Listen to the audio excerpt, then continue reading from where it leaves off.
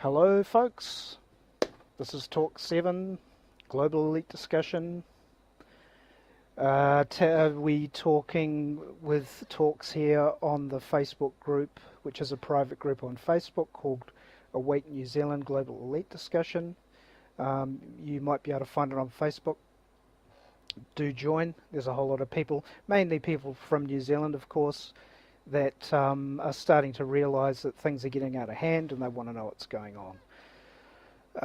So today I've got Alan Williams back with me. We're just doing a sort of a spontaneous talk, just to catch up. Try and get some more regular talks going, and with different people, of course, as usual, all over the world. And so today we're just going to talk about the state of the world. We're going to start there. We're going to just talk about generalised things that we have been talking about through other group discussions and global elite discussions. How's it going, Alan? Good, Cliff. Thanks. Thanks for welcoming me onto the show. No worries. How yourself? Yeah. How yourself? Yeah, good. Good. Everything considered. Yep. Cool. Getting through. Yeah. So, it's we're just doing a short talk before, and we're just sort of thinking, what's going on in the world? Where are we at? Where do things seem to be at? Where are things at in New Zealand, especially considering that the corporation called New Zealand has a new figurehead for a boss that seems to be a Labour government, which of course is well connected to the British Fabian Society. So things are on a roll with the agenda. I tend to talk about New Zealand these days as the poster child for the New World Order, because it has all of the tenets that Huxley talked about in his book Brave New World and Brave New World Revisited. It's got all of this stuff going on. And those that know it, those that looked at cultural Marxism and the global communist conspiracy, you could call it, which has been going on before I was born, and most of us were born, it seems to be falling into place nicely. Yet we still hear people saying, we're going so well, and don't worry, the New World Order will fall and all this stuff. I don't see it. Yeah, I mean, there's no doubt about that, Cliff. We've got chemtrails, we've got police states, we've got the citizens being disarmed. We've got freakish, when I say the word we, I mean the world has freakish, supposedly rogue incidents around the world with silly people doing silly things. And we're presented this as facts. We have disasters that are considered to be facts, and we're just presented by the mainstream media. And people are just stumbling through life, and they're basically eyes wide shut. Yeah, eyes wide shut. Yep. People still are not paying attention to the actual agenda that's been taking place. It's been played out now so overtly in front of people's eyes that they've been duped so much so. And I was looking into something, Cliff, and I'm sure you're aware of the Mandela effect. Yep. That people's minds have been completely messed up in the matrix, and it's been presented now so openly that people don't even care to think. I'm not sure this is the case on your Facebook group, Cliff, and I hope not, but people need to wise up to what's actually being played out in front of them. Sure. I mean, the more you look at it, the harder it is to understand, because, most of the system, as we've been showing, is set up through propaganda and front groups, So the groups that you think are the groups are not the groups, or the people that represent the group isn't the group you thought it was, on most things, especially big scales. Any big scale lobby group or any group on a big scale will be allowed to be there. It's authorized to be there. So, of course, this gets confusing, because then you get real people standing up and you think, they're a shill or whatever, and it gets so confusing. So the way I see it, anyone that's standing up in a way of understanding individual rights, which doesn't discard equity between people, like true equal rights between people, and equity does not destroy the system as such, but it does control the system. Therefore, Yeah. any man that represents inside a government or a government institution is at least your equal under true law and equity. So Yeah. that's where contracts come in, because these big entities can contract with you, and they are separate entities. And as we know, a lot of Yeah. them are even privately owned. So if they're privately owned, where do they get their authority to try and force a contract on you to pay them money? So this is where, of course, a lot of these other people have come in over the years. Of course, Mark Stevens and stuff is probably the ground level for people that want to learn how to at least stand up in an effective way without fighting. Because the problem Yeah. is that with all the movies and propaganda, people are taught that the reaction through repetition of war movies and dramas, TV dramas, create the pattern recognition for you to say, oh, and you'll react in a certain way, defensively, which makes you a defendant. So if you're acting as such, then you're making it true. So, and then of course we've talked about a little bit about mens rea before. Mens rea means guilty mind. So why Yeah. would you be guilty to something that you're not obligated to? Why would you be guilty or have a guilty mind about some big fat corporation trying to crush you? Why would you be worried about that? So there's no mens rea when you can see it for what it is. Therefore, now it's down to contracts. So show me the contract.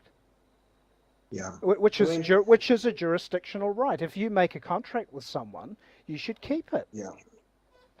Well, I mean, in America, obviously they've got the Constitution. Canada, UK, New Zealand, Bill of Rights, but they also talk about Treaty Waitangi, and they talk about or Treaty or Waitangi, whatever you want to call it. And the point of my truth is that they say, even if it was a contract, did you sign it? Did the Americans sign the contract? Exactly. The Americans couldn't live in today sign it. No.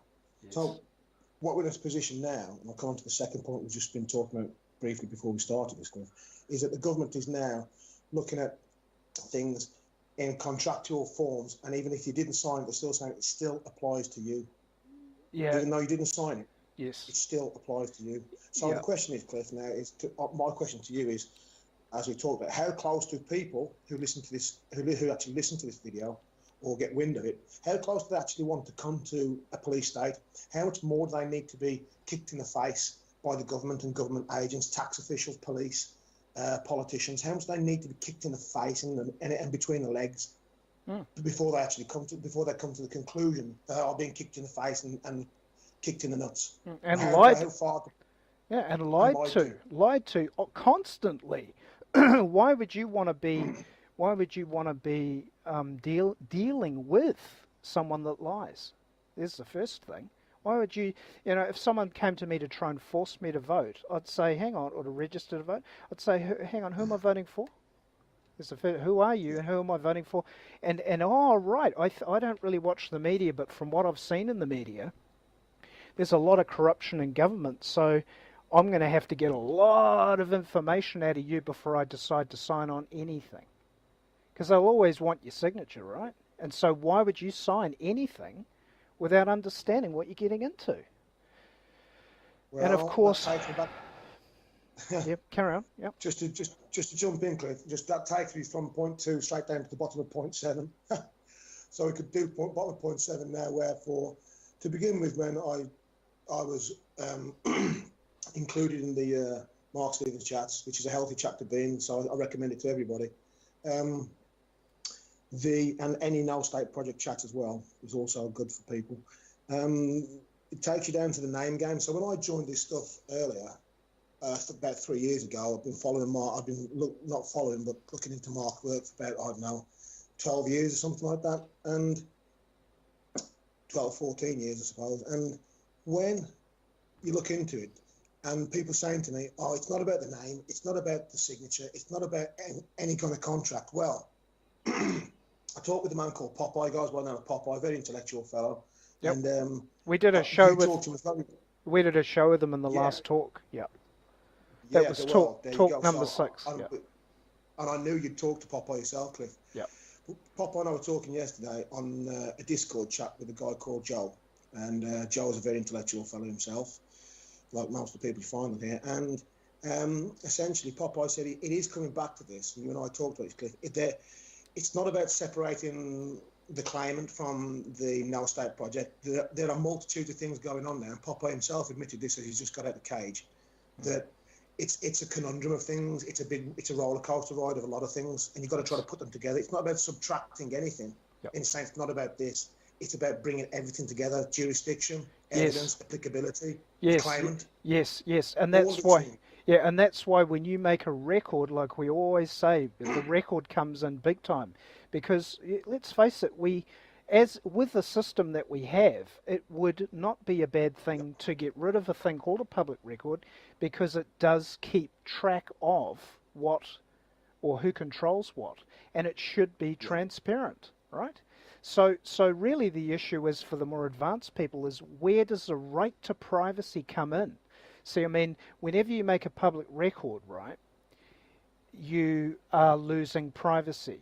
So usually, of course, going back to the global elite setup, they run the world by fronts. The fronts are corporations, which are their registrations of fictions that have a charter, which is a contract with the public. The charter creates its own constitution, in fact, because it states what its agenda is, right? Now, the tricky thing where the lies come in, of course, we've talked about before, is double speak, where the legalisms and legalese mean that the words they're using have multiple definitions. So, you always got to say for who and all the rest of it. So it turns out that who can be trusted? See, who can be trusted? They're using legalese on you. They're using double speak. So nobody can be trusted. This is the whole point. People should get back the ability to question everybody when they ring or ring you out of the blue or whatever. Question them, because you don't know who these people are, and they're changing. A lot of these corporations, even government corporations, they change. They grow, they get greedy, and then they fall usually, and then when they fall, they reappear again. Like we had this with ACC, it collapsed and they reformed it. Even New Zealand itself collapsed. New Zealand started as New Zealand Company. Go and look it up on Wikipedia. And then it collapsed because people thought, we're not going to buy into this con. We're independent. We don't want your crap. They knew it was from an aristocracy. And so they said, well, don't worry, we'll be back with New Zealand, which will be the sun will never set. It's the old British jargon. The old British jargon, the sun will never set. Because why? Because it's part of the empire, right? So that's really what it is, and it's sad. But I mean, just to broach on those subjects you raised, it's like when you say about New Zealand, and you go and then you look at the concept of Aotearoa, which is also a crown concept. When the Europeans came down here, there was no problem. There was no conflict with local Maori. There was no problem with there was no problem with the local iwis. But it was when the crown came and changed the idea of kaitiakitanga and custodianship and guardianship, and they turned it into claims of ownership. Yeah. And it's that thing where how do you really get to own something, or do you just possess it for a point in time? Yeah. And it's and then you look at the big, and if there are any listeners here who represent as Maori, then they should look at Raglan Golf Course as the biggest issue when the Maori battalion went to war, and they came back and they found that their maraes and they had 18 holes with a 19th hole bar on it, and they wondered where the land had gone. They really do need to be looking into this idea of sovereignty, which you talk about a lot, Cliff. You talk about sovereignty a lot. Yeah, well, I mean, a lot of people are repelled by the word. I mean, I've heard of people even saying, and they might even hear this video. I've heard people say to me they don't like the word control. They go, "Oh, don't use that word, control," like it's some kind of negative thing. It's a neutral thing. Yeah. Now, sovereignty is a neutral thing. Look it up. It's like a banker. Yeah. Sovereignty is not what you think it is. Most people think sovereignty means a dictatorship. No, it doesn't. It just means a neutral entity. It means a neutral entity that basically has as many rights as any other entity of its equivalent, right? And so so this whole straw man thing came up where they could create equity, because by creating your name as a corporation created the equity in contracting and business, which has to have equity. So they created neutral corporations for every human being. So even that's not negative. The straw man's not a negative thing. When the Bretton Woods New Deal, the Bretton Woods New Deal that came in 1933, thereabouts, when it came in with positives and negatives. The negatives were that you were going to become a communist West. You were going to become under the planks of the Communist Manifesto. But having said that, they also gave us the opportunity to have this equity system which can create more mercy, where the criminals, the violent criminals, they get locked away, but they don't get executed, right? So, and a lot of people might believe, well, execution shouldn't have been banned. Well, maybe they're right. And then again, that does reflect a little bit into the Communist Manifesto, which you couple it with the cultural Marxism, which is promotion of chaos, right? Promotion of crime. That's basically what it is. Promotion of degradation. It kind of makes sense, doesn't it? Let's be lenient on the people, right? And so by being lenient on the people, and there's a double speak there for those that can hear it, they're leaning on you, lenient. See, who's being lenient where? So this is how it works. Pick up two words, Cliff. You said they gave this system of equity. But when you break that down, who are they to give? They essentially force it upon. Well, that's the difference. Well, it's like Yep. Just to give an example, that education is free in the Western world, but it's also compulsory. Huh? Yeah, but it's not free it's not free, is it? It's not free because, not free. And that's the other stupid thing I can't believe people haven't figured out by now, is that they think everything's free. Oh, really? Shit, you haven't noticed all your taxes going through the roofs? And taxes on taxes too over here. Taxes on taxes, and it's free. Well, even the money that you get isn't free. The money that you get comes with a cost. Even that, you've still got to pay it back with interest, so it's not free. Yeah, and it's inflationary, which as well as taking away the value. But then you're getting into the money talk, which really is a deep subject. But the bottom line with the money thing is this. It doesn't matter what you deal in. This is why they went to a fiat currency. It doesn't, well, there's many reasons why they did, but it doesn't matter what you deal in, inflation will happen because it's supply and demand. Yeah. It's the law of money is under supply and demand. So why? Because everything is the law of business. What is that? Contracts. What? Yeah, well, are you not making agreements every day, even with yourself? Exactly. Yeah. So for those that ignore contract law, good luck to you. I'm having fun here. Talking about contract law. Talking about contract law, Cliff. We can go to because we jumped, I think, 4 points and went straight from 3 to 7. But we can go back to 3 easily because part of number 3 was contract law, where we were talking about the police complicity with this police state in terms of contracts and controversy and joinder. So when certain people with fancy dress costumes come knocking on people's door, they are trying to create a controversy. They're trying to ask you to give evidence against yourself, and they are looking for joinder, which is you talking to them. That creates joinder. If you talk to me, you are joining them. Yeah. And then, as I said to Popeye yesterday, we were talking about contracting. Joinder creates a contract, and therefore, you are liable for anything you say in a public capacity. Yeah, and a lot of the problems as well that people are missing is that there's things called implied contracts, and the implied needs to be studied because there's many things in fact. Which means, when I say in fact, it means that there's a lot of supporting evidence for the action, So it pretty much could be construed as a fact. So when it comes to implied contracts, implied means that it's a presumption, right? So we're presuming you live here. We're presuming you are in the country. Well, there's a presumption right there. I just listened to a Mark Stevens interview with a High Court judge. I can't remember his name. Very good talk. And a good judge, too. He was very polite and very communicative. And he brought up, and he wasn't lying, he was talking about the solid points of what Mark was talking about. about the evidence of jurisdiction, he kept going back to say, well, you're talking a legal question which is already determined. See, why he said that is because your name is a legality, right? It's a title to a thing, so it's a legality that describes a real piece of property, which is your body. So the legality is that we called for you and you came. That's why they say you're here. You go, hey, I have a jurisdiction. They go, well, you're here. There's the jurisdiction we need. And then you can go, well, I'm under threat of force. Yeah, because you're obligated to obey us according to our records. And then you could say, well, show me the specific thing that gives the joinder for you to control me on the record. Now they won't do it because that's the issue, right? There's nothing on the record that gives joinder to you. It's just an assumption. It's applied to all persons equally. A person is the corporation, right?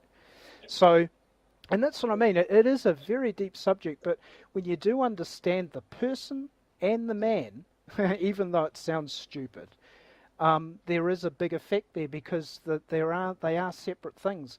The name in the corporation is completely dead, and we're talking all corporations, and they are operated by living people. So these living people have actions where the paper doesn't. So when you get into all this shit, in reality, you'll find the limits of what can be done on both sides. The government, what its limits are, in fact, by the nature of reality and by you.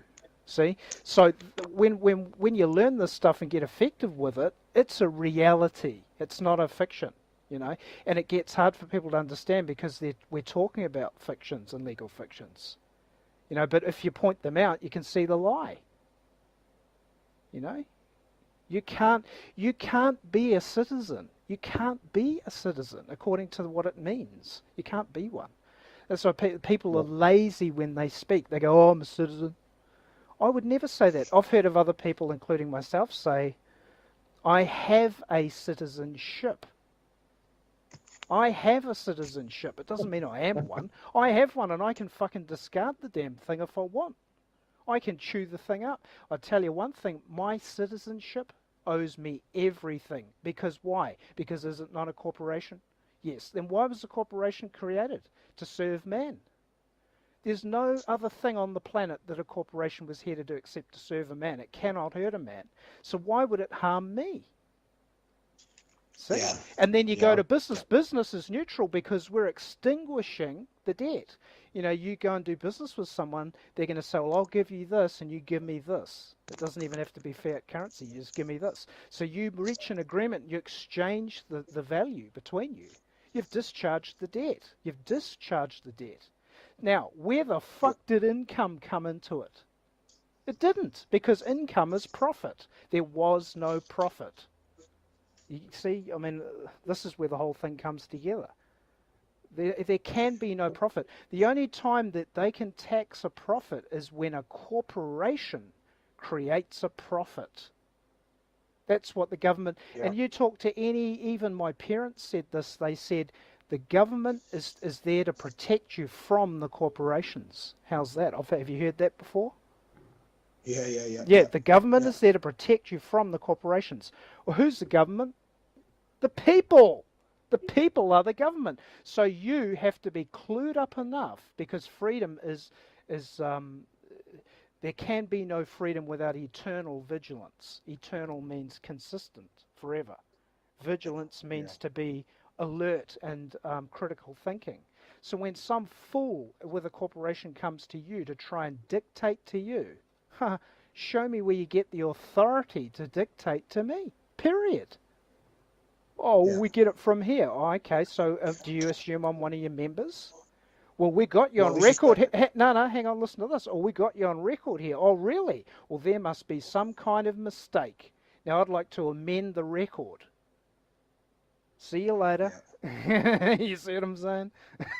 Yeah, I do. Right, and if he won't amend it, well, I'm going to dissolve the account with you. I'm going to dissolve the account. I have no more business with you. I cannot give you what you want from me. Goodbye. That's it, because they cannot compel impossibility. The law cannot compel impossibility. And that's the law of commerce.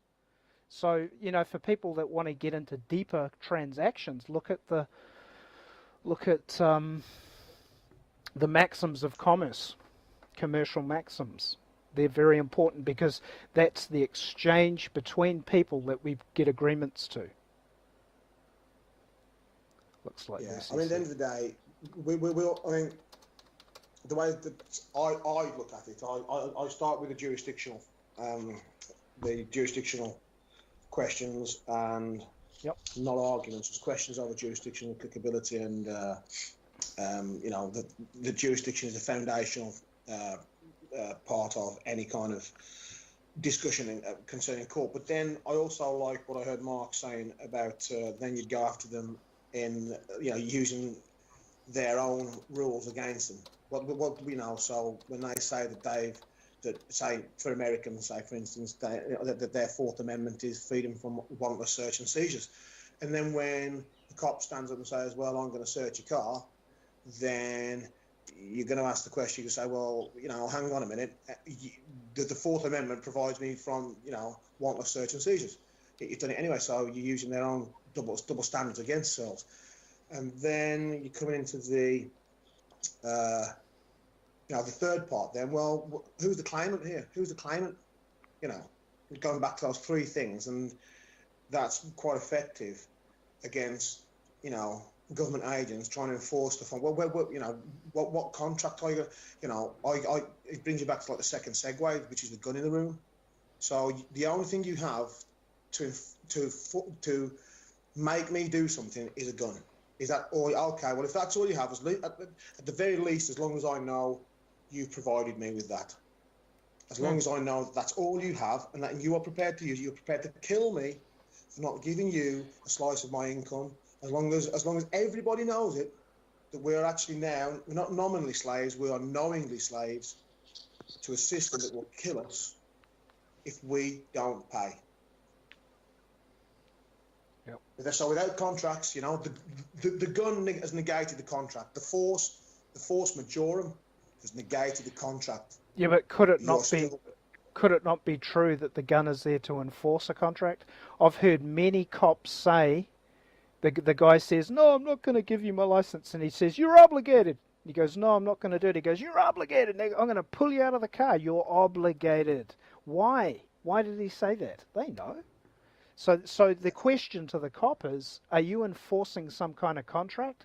If there's a record, public record, which there is, are we on record? Yes. Okay, well, so you're using the threat of force to enforce a contract, aren't you? Yes. Oh, okay, yes. Right. Yeah. Where's the evidence? Oh, I don't have it. Take it up with the judge. Okay, thanks, I will. Well, looking at the points that we're actually moving quite swiftly through this, Chris. So it could end up being a shorter engagement than we originally thought it could be, but we've done quite well here. But talking about property with cops on properties, people's properties, when we talk about this kind of thing, when we're talking about lack of contract and stuff like that, and lack of warrant, I mean, in a question, is a warrant a contract? A warrant could a warrant not be a contract? Could it be a contract? Is it the judge contracting with the officer saying, "Well, here you go, I've got personal indemnity. I'm insured against any wrongdoings. Yeah, you can sack me, but you can't fine me because my bond is secured, the securitization of the person." And then you go back to property, and the police on the property without any bona fide claims. So your property is your vehicle or your house, where your domicile is, where you are lodging or where you are living, and the police want to kick the door in, or the police want to break your door open or your window open in your car without a bona fide claim. So we went on then, Cliff, about saying nothing could be a good thing, but also could be a bad thing about getting people in trouble. So can we touch on that? Yeah, sure. I mean, there's good and bad in everything that you do and every move you make, including what that scenario is that you just said. Is a lot of people, and even including myself, would say, but hang on, they have to do that. Some people want that protection. There's the first one, and they have the right to it. I don't complain. You guys have the right to it. If there's violence involved and a neighbour calls the police on another neighbour, then the policeman's going to start an escalation of inquiry through probable cause created by a citation from the neighbour, which gives without, he won't have a warrant, but he will believe he has the right to inquire. So the question then is, does he have the right to inquire? Well, is there violence there? Does someone need protection?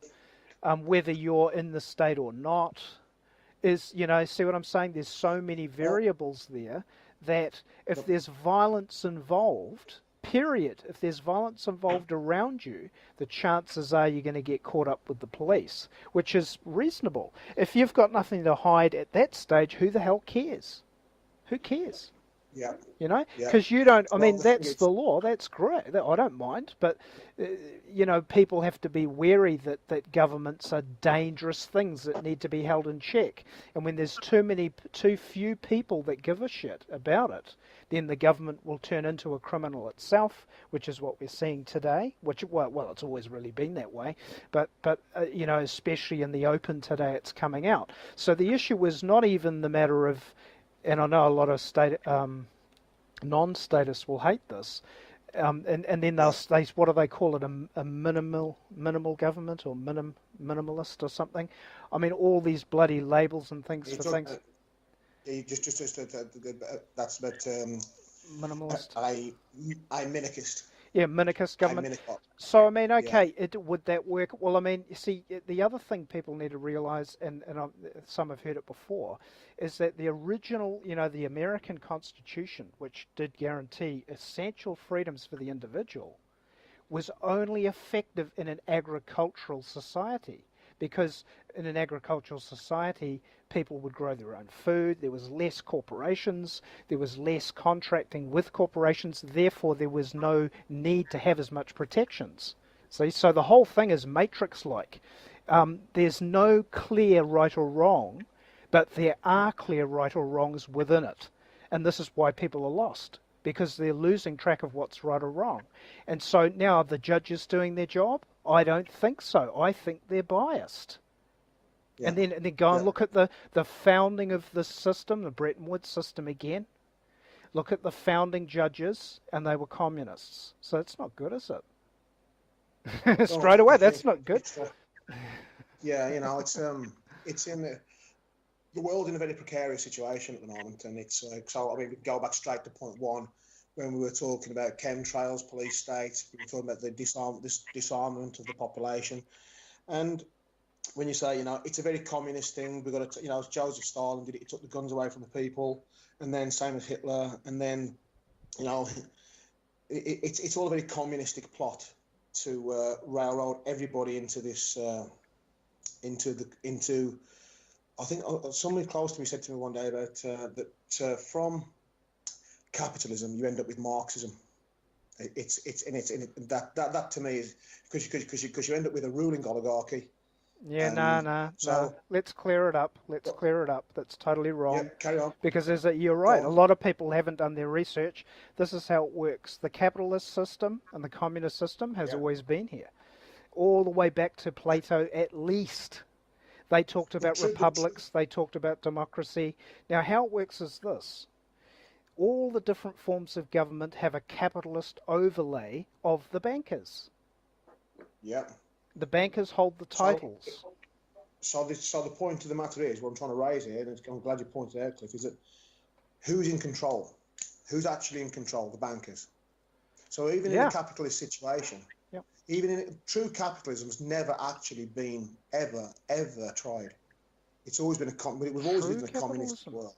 Interesting thing. True capitalism. Yeah, well, okay, well, you see, another way of expressing communism is socialism. And socialism is kind of how it sort of sounds, it's socialistic, it's uniform, it's collective, Now, I think that obviously the nature of a city is connected to communism because you've got structures made by men that we all benefit from, so we all contribute and you see what I'm saying?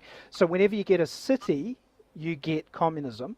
And this is why, again, I said that the individual rights held by the Constitution were made for the agricultural society, which is now gone. It's now a city technocracy. So this is, again, how it's so screwed up now. Man has been cut off from nature, his own nature and nature. And this has been said before by many people. This is what the sickle represents in the communist hammer and sickle. They're cutting man off from his nature, and they're hammering you into shape, like the Fabian symbol on the church, where they're hammering the world into shape. Or the Masons are hammering the ashlar, the perfect cube. Right? So it's all symbolic, but it represents what these guys do.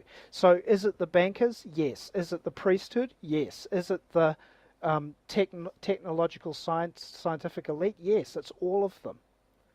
They're all families. They're all bred. They all serve their purpose. Like if you were born, you think about it. If you were born as a elite scientist, they would test you.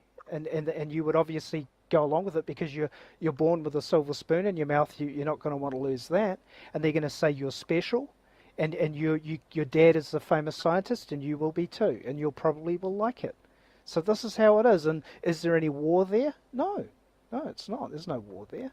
But there's a lot of consenting people there that go along with it. Right? That what comes out of this man's brain, just because he's a technical scientist, does not make him God. Does not make him to be followed.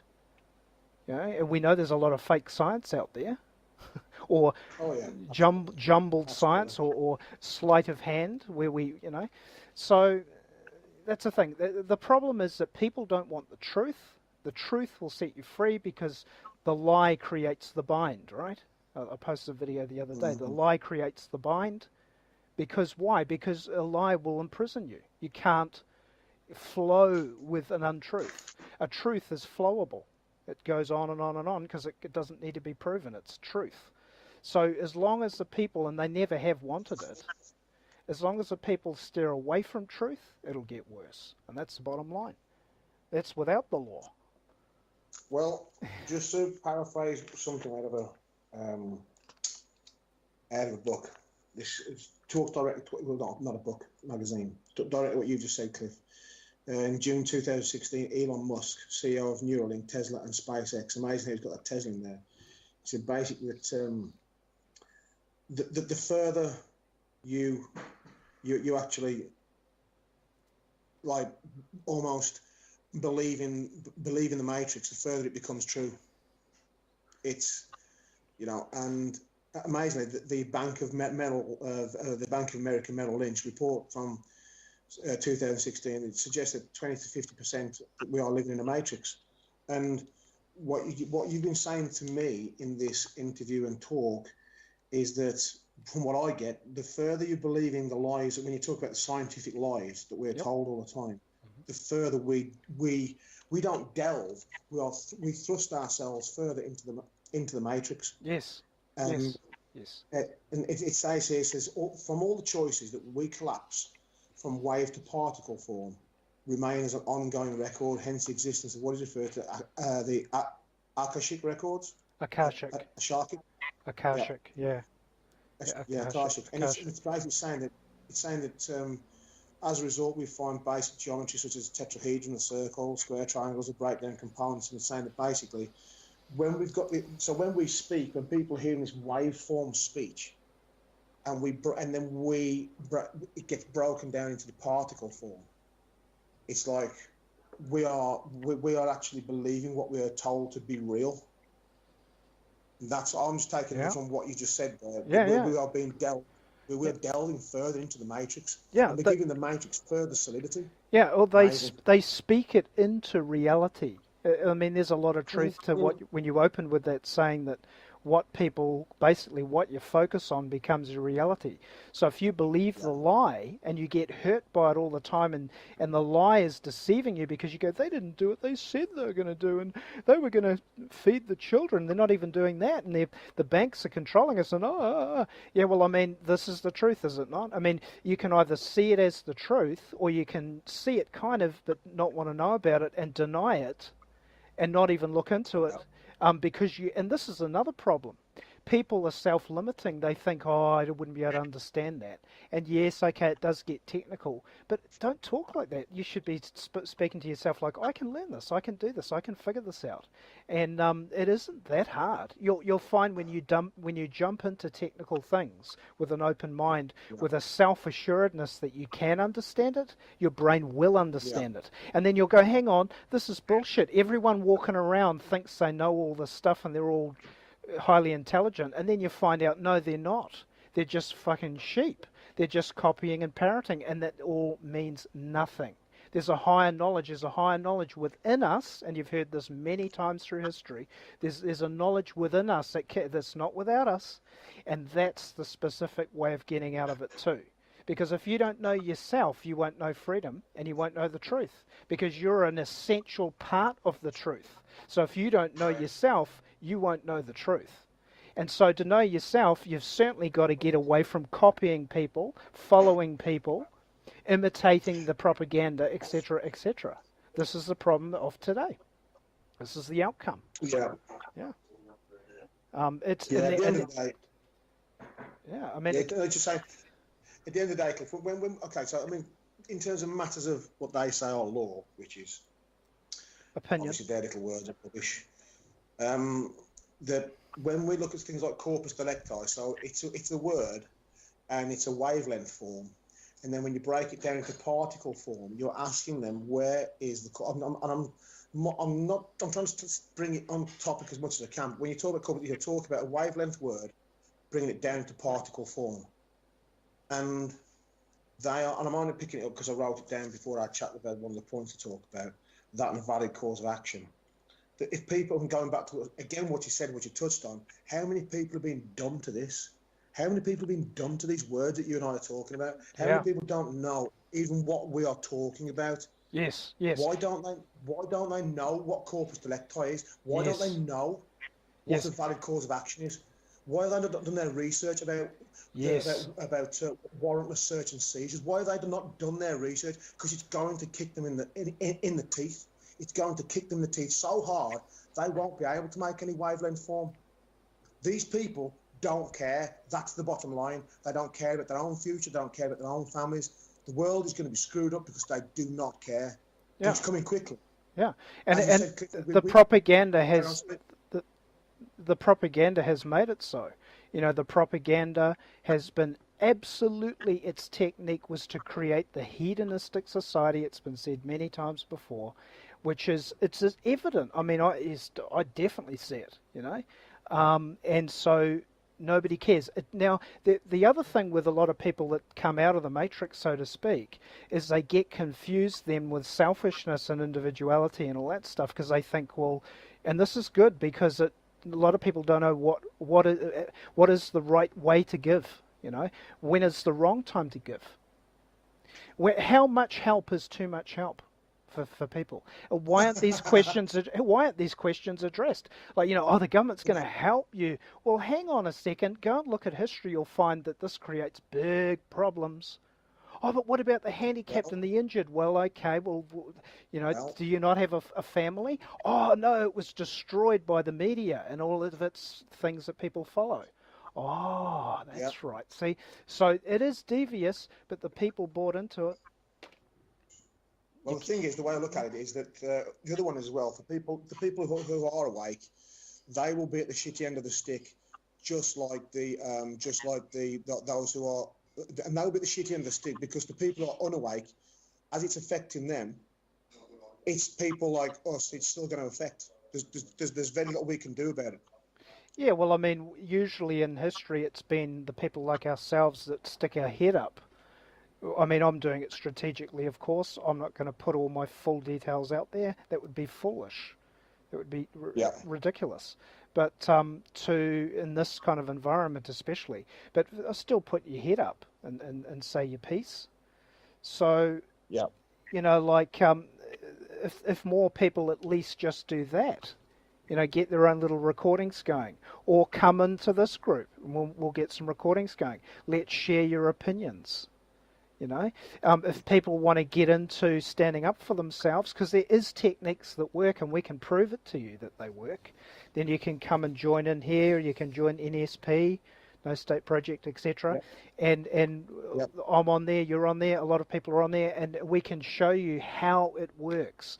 That there has always been a system of things with humans where the individual can stand up. But if he doesn't understand it, he can't do it, and he'll be in fear, etc. So if you learn the tools and see how they work, you'll lose the fear. Now you're losing the fear. You're fighting yourself, because the fear itself is imprisoning you. The fear itself is limiting you. So it's step by step. It's sticking your head up. It's facing the smaller hits first. And then once you take a few small hits, you think, hey, I beat that one. Hey, I won that one. Hey, I got out of that one. And hey, this is fun. Well, now you can go for the bigger fish. If the people actually realise that they can do this, and as you know, they can do it. A number of people out there who are beating, not beating, we're not using that word, but having success, police stops, in court, at appeal, and they do need to. They should be looking into this group, the New Zealand Global Elite Discussion. They should be going onto the No State Project. They should be getting into some of the subgroups and learning how to role play and learning how to talk to cops at the cop stop, and then talk to the judge and how to talk to the judge and the prosecutor at arraignment, and never moving from arraignment, and always and basically trying their hardest not to be railroaded to trial. And then there's people who are winning at appeal. So I just want to make that mention to people that people are doing this, and you and I talk to them on a regular basis, Cliff. So people are beating stuff. They're getting part and elements of charges dismissed. Yeah. And you cannot dismiss. I mean, a lot of people that are new to it, you cannot dismiss that. To think that I, for one, would think that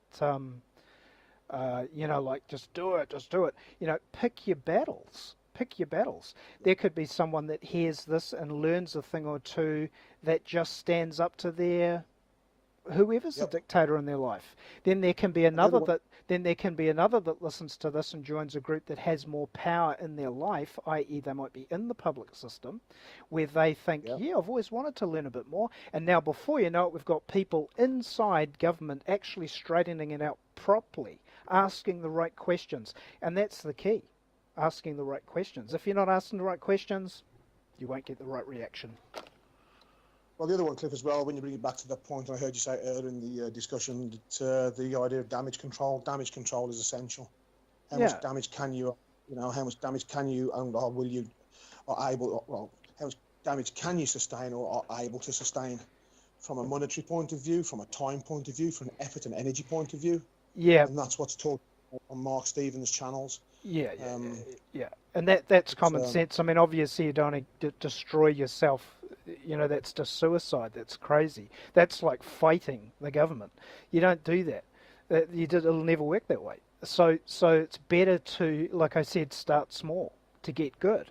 If you jump in the deep end, that's not picking your battles. You've got to start small. That way, when you make a move, you're sure of what you're doing. You can back it up with responsibility. Yep. Just to say, I mean, you're going to conclude this when I think we're coming close to the time that you allocated for the slot. But the idea that there's a lot of people out there who are there's a lot of good role players out there who will put. So if anybody listens, well, people do listen to this. There are people out there who should be doing role play, but also should be learning. So the role play is the basic element 101 of starting at the base and from a jurisdictional point of view, from a fundamental issue at law. But then there are people like yourself, Cliff, who was also very well schooled in paperwork and I don't know about that either. I don't know about that either. So it's the thing, people, and that's quite interesting you say that, because some people may perceive that from what I've said. But I can tell you, I hate paperwork. I can't stand it. So the issue was this. The issue was that, going back to what you said, if someone was that good at paperwork, why would they need to do it? If they were good at paperwork, they'd be getting the people that do the paper shuffling to do it for you. Yeah, That's paperwork. true. But no, I'm just really trying to say that, not so much the paperwork, but not going to court, not having to go to court is what I'm Yeah, saying. You've got yeah, to be able to follow. yeah. Very well said. Yeah, I mean, court is good for fun. It's good to make a record, but as you know, they don't even make a friggin' record, so maybe it isn't. So court is good gameplay on a high level, high stakes level, and you want to get some jail time. Good fun.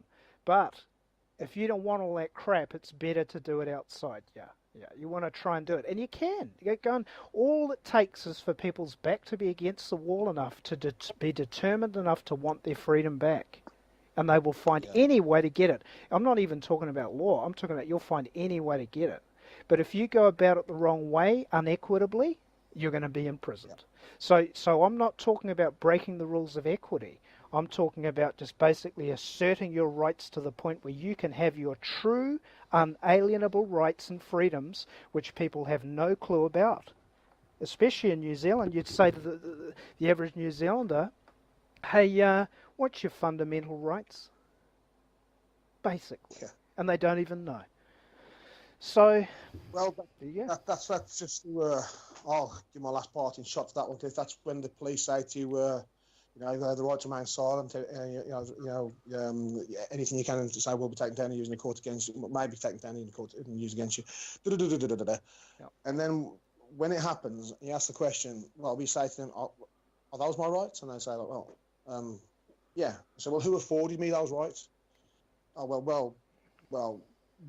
The government does. Well, where did the government get that power from? He said, well, the Queen. Okay, so where did the Queen get her, the divine right of kings? Oh, can I meet God then? Oh, no, you can't meet God. Yeah, And you're like, oh. you're a children of the damned. That's where that whole thing came in, that song Iron Maiden, Children of the Damned. See, damned Yep. means, you think about this, damned means to be damned off from the flow of water. That's why I call it a dam. So the children of the Yep. damned are the children of communist state that are damned off from God, which is just reality, the law of nature. They're damned off. How? Through propaganda and mind control. So that's what the whole thing's about.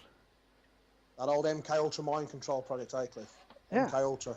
Yeah, and I mean, okay, so are people mind controlled electronically, and this is why they can't figure it out? Could be.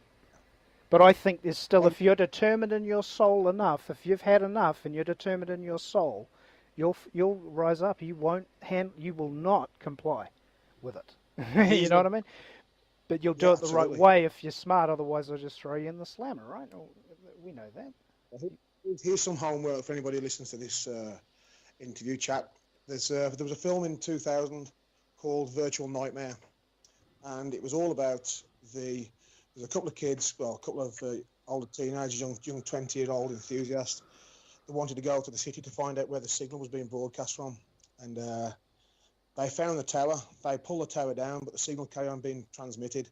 And they ended up finding a little guy on his arms. About an hour and 26 minutes. You can find it on YouTube. It was taken offline, and nobody could find it anywhere. It suddenly appeared a few years ago, and they ended up finding a little old white-haired guy in a room on his own with his big, massive computer superstructure, and he was broadcasting the signal from there. It was all binary. And they realised that the food they were eating was actually, when they pulled the system down and smashed the computer field up, they found out that the food they were eating was maggot-ridden. They found their houses were crumbling after the Third World War, and they needed to generate their own dream state, or what became a virtual nightmare. And ask yourself this: why did we have to go digital some time ago? Why did the analog system stop broadcasting? Because what you just said, is this not an all electronic matrix? Could it be? Well, it could be. Yeah. I mean, yeah, everything's electrical, man. Everything's based on that theory. Dialectical, dialectical opposites create a charge. Dialectical opposites create a charge that could be construed as magnetism. This is why you have the sun as opposites creating it's a giant magnet, the sun, supposedly, and it's creating fire through the dialectic. This goes through everything. This goes through absolutely everything. This play of opposites. So yeah, Sure. I mean, it's an amazing world. I mean, it's and again, this is the key tool the government uses is complete divide and conquer, which is dialectics. So if you understand a bit Absolutely. of dialectics, which is great to know just personally, but if you do learn a bit of that too, you'll have a bit more knowledge into insight into what you might be able to do. Because dialectics creates a controversy. Yeah. You know? Yeah. So yeah, really good. Okay, well, good Hey, talk, Cliff. Alan. Nice to finish on that note, and yeah, we'll talk again soon. Talk again soon, and hope you all have a great rest of the weekend, and we'll catch you next time. Can't say Yeah. who the next guest will be, but it'll be something pretty interesting, I'd say. So keep your ears and eyes peeled, and we'll catch you next time. Thank you, Cliff.